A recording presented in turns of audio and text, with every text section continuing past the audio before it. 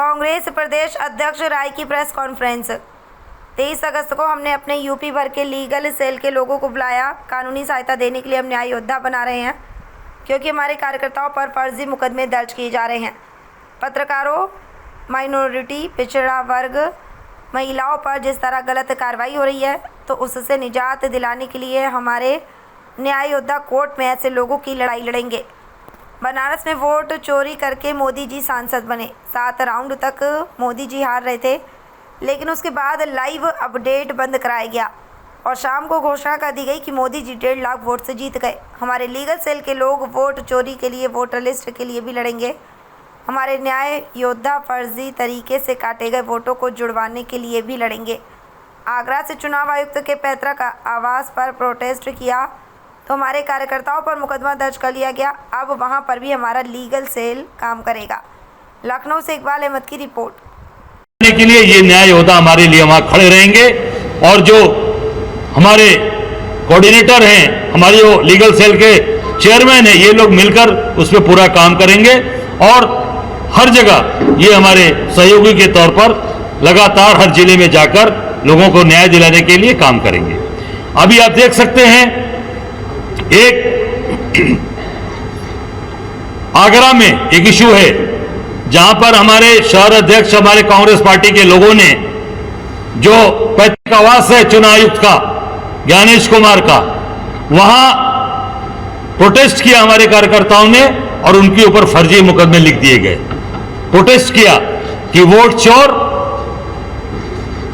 आगरा छोड़, आगरा की इशू उठाया उन्होंने कि आगरा के अंदर वोट चोर नहीं रहना चाहिए और वहां पर भी पूरी तरीके से इन्होंने आगरा पूरे प्रशासन के द्वारा वहां पर उस हमारे महानगर अध्यक्ष अमित सिंह के खिलाफ और पूरी टीम के खिलाफ मुकदमा लिखा गया।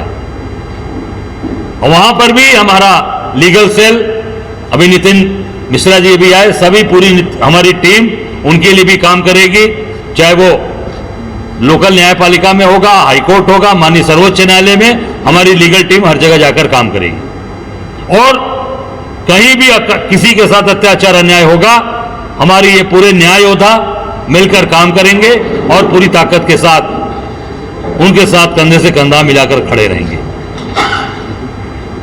मैं अपने लीगल के चेयरमैन अभी आए हैं नितिन मिश्रा जी, मैं चाहूंगा कि जो आगे की जो पीछे अभी तैयारियां आपने की हैं उसके बारे में आप अवगत कराएं। फिर उसके बाद आसिफ रिजवी रिंकू जी जो हमें कोऑर्डिनेटर हैं, वो आसिफ रिजवी जी अपनी जो तैयारी करके लेकर आए हैं वो बता देंगे और बाद में हमारे नितिन मिश्रा जी उस पर अपना प्रकाश डालेंगे और आपको अपनी बात को रखेंगे। सभी हमारे मंच पर बैठे हमारे वाइस चेयरमैन मनीष जी, हमारे पूर्व निवर्तमान के अध्यक्ष शरद जी, हमारे अभी नवनियुक्त कोऑर्डिनेटर मीडिया के आसिफ, हमारे रिजवी रिंकू जी, बगल में बैठे हमारे ज्वाइनिंग कमेटी के इंचार्ज नितिन शर्मा जी, सचिन जी और सभी सम्मानित मीडिया के भाइयों और बहनों, पत्रकार साथियों, छायाकार साथियों, ये 23 तारीख को हम लोगों ने पूरे अपने लीगल सेल के लोगों को यहां पर बुलाया है। पूरे उत्तर प्रदेश के लीगल के लोग आएंगे और पूरे प्रदेश के अंदर आज हम एक कानूनी सहायता प्रदान करने के लिए न्याय योद्धा बनाने जा रहे हैं। जो पूरे प्रदेश में हमारे, आप देख सकते हैं, कार्यकर्ताओं पर फर्जी मुकदमे लगाए जा रहे हैं, लोगों को प्रताड़ित किया जा रहा है, फर्जी जेल भेजे जा रहे हैं हर जगह, क्योंकि जो भी इस समय आंदोलन कर रहा है, चाहे वो हमारे कार्यकर्ता, पत्रकार साथी कुछ भी लिख रहे हैं, उनको जेल भेज दिया जा रहा है, उनको फर्जी मुकदमे लगाए जा रहे हैं। उसके लिए हम हर जिले में अपने मजबूत लीगल सेल की जो कानूनी सहायता प्राप्त करेंगे उसमें न्याय योद्धा उनका नाम हम देने जा रहे हैं। और जो कांग्रेस कार्यकर्ताओं पर, महिलाओं पर, अनुसूचित जाति जनजाति और पिछड़ा वर्ग, अल्पसंख्यक, माइनॉरिटी के लोगों को अनावश्यक परेशान किया जा रहा है, पत्रकारों को परेशान किया जा रहा, अन्य लोगों को जो परेशान किया जा रहा है, उसके लिए ये हम पूरी तरीके से इसकी तैयारी करने जा रहे हैं, जिसकी पूरी कार्यशाला 23 तारीख को यहाँ पर माननीय हमारे प्रदेश के प्रभारी अविनाश पांडे जी और हम सब लोग पूरे प्रदेश के उसमें लीगल डिपार्टमेंट के और पूरे अधिवक्ता गण उसमें उपस्थित रहेंगे। और इसमें जो वोट चोरी हो रही है, वोट चोरी की भी लड़ाई ये हमारे न्याय योद्धा लड़ेंगे कि जहां पर भी वोट चोरी करके, जैसे बनारस में मोदी जी वोट चोरी करके सांसद बने, 7 राउंड तक हार रहे थे। 7 राउंड के बाद चुनाव आयोग ने अपने अधिकृत वेबसाइट को बंद कर दिया, मीडिया को बाहर कर दिया, सारे मीडिया पर्सन्स को बाहर कर दिया और 4.5-5 में डिक्लेयर करते हैं कि मोदी जी चुनाव 1.5 लाख से जीत गए। 543 सीट पर चुनाव होते हैं देश में, 542 का अपडेट आ रहा था हर राउंड का। बनारस का अपडेट क्यों बंद कर दिया गया? बनारस का अपडेट इसलिए बंद किया कि मोदी जी चुनाव हार रहे थे, आपने उठाया उस चीज को, उसके बाद आपको ही बाहर किया गया और आयोग ने अपनी वेबसाइट बंद कर दी और मोदी को 1.5 लाख से जीता हुआ दिखा दिया गया। यह सारी लड़ाइयों को लड़ने के लिए हम अपनी लीगल सेल को मजबूत कर रहे हैं, न्याय योद्धा बना रहे हैं, जिससे पूरे प्रदेश में हर जगह, हर जहां भी जो पीड़ित होगा इस सरकार के, उसके साथ हमारे न्याय योद्धा उसको खड़े मिलेंगे। जहां पर भी वोटर लिस्ट में गड़बड़ियां हैं, जहां पर भी कमियां हैं, उसका पूरी तरीके से पर्दाफाश करेंगे।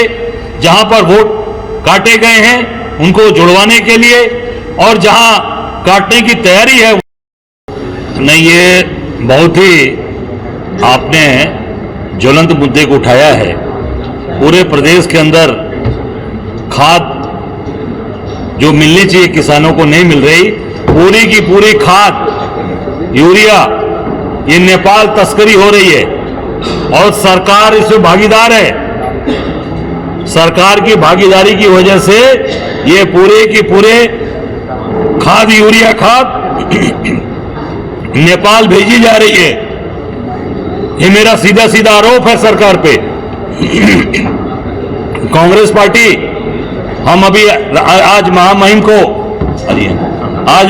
को इस पे हम पत्र राज्यपाल को भेज रहे हैं और इस पे हम बहुत जल्द पूरे प्रदेश के अंदर बड़ा आंदोलन करने जा रहे हैं। हर जिले के अंदर एक बड़ा आंदोलन, हर जिला मुख्यालयों का घेराव होगा और जब तक किसान को न्याय नहीं मिलेगा तब तक वहां से हटेंगे नहीं। जबरदस्त तरीके से पूरे प्रदेश का घेराव हम करने जा रहे हैं। नौजवान दिवस है और सरकारें जो है कंपनियों को जो है अपना ठेका दे रही है और सारी कंपनियां कहीं कहीं गुजरात से अटैच है और फिर नौजवान दिवस होकर के फिर नौकरियां नियुक्त हो रही है मगर पैसा नहीं मिलता, फिर जो है दर भटकने। नहीं, आपने बहुत वाजिब सवाल किया। ये जो सरकार नई नीति लेकर आई है, नई जो कानून बनाया इन्होंने, अब पहले सरकारी नौकरी जो थी तो उसके साथ एक एग्रीमेंट के साथ होता था कि भाई वो एग्रीमेंट पे रुक रहेंगे। अब क्या हो गया? अब वो खत्म हो गया।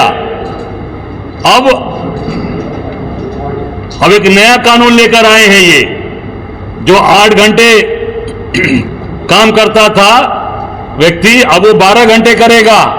चेंज कर दिया श्रम विभाग ने, भारत सरकार ने। अब आउटसोर्सिंग होगी। आउटसोर्सिंग, आज रहोगे, कल आप उस पद पे रहोगे कि नहीं रहोगे ये ईश्वर जानते हैं।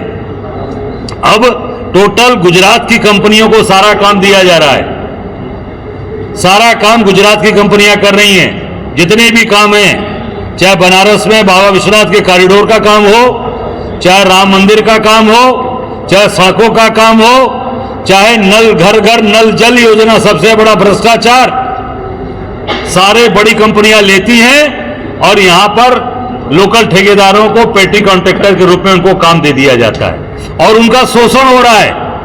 वो बड़ी कंपनियां उनका पेमेंट भी नहीं करती, 6-6 महीना 8-8 महीना पैसा बेचारों का फंस जाता है, प्रताड़ित हो रहे हैं और वो उनको पेटी कॉन्ट्रैक्टर के रूप में काम कराते हैं। और सारी गुजरात की कंपनियां, मैं उदाहरण के तौर पे बनारस में टेंट सिटी लगवाया था मोदी जी ने, गंगा जी के उस पार। वो टेंट सिटी लगाने वाली कंपनी कहां की थी?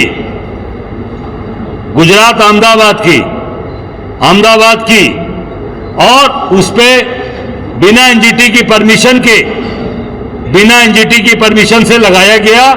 और सारा मल जल टेंट सिटी में रुकने वाले जितने भी उसमें यात्री आए थे, उनका सारा मलजल गंगा जी के अंदर डाला गया।